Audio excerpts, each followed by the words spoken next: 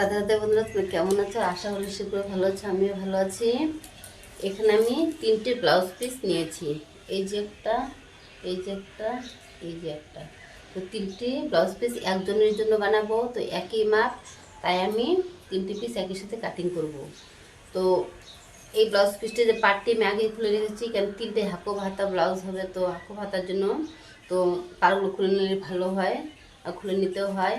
আর এখানে সবুজ আর লালের মধ্যে যে পিসটি টুকরোটা, সেটা হচ্ছে এই ব্লাউজ পিসের জন্য, সেটা আমি আগে কেটে রেখেছি।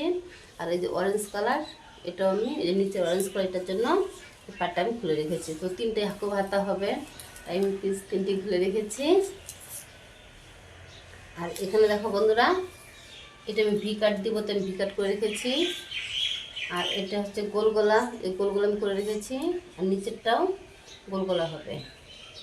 আর এই ব্লাউজটা হচ্ছে 42 সাইজ, আর আমি ফর্মা করে রেখেছি।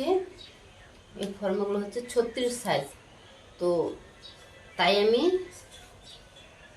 42 সাইজ কাটার জন্য অল্প অল্প বড় করে 8 করে রেখেছি। দেখো একসাথে কেটেছিলাম, তো সেগুলো এখন আলাদা করছি।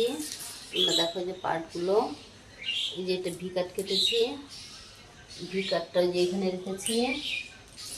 তারপর হচ্ছে এই যে গোল গলাটি, এটা এখানে রেখেছি।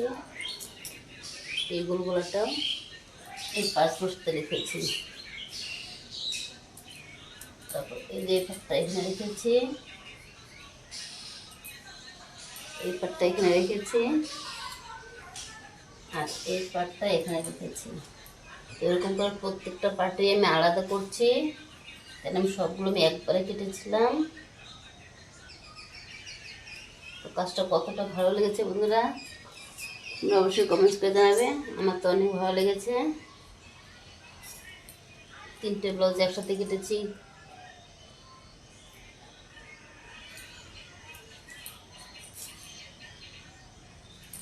তোমরা যদি টেলার্সে কাজ করে এইভাবে তোমরা কাটিং করতে পারবে, তোমাদের সুবিধা হবে। দেখো বন্ধুরা,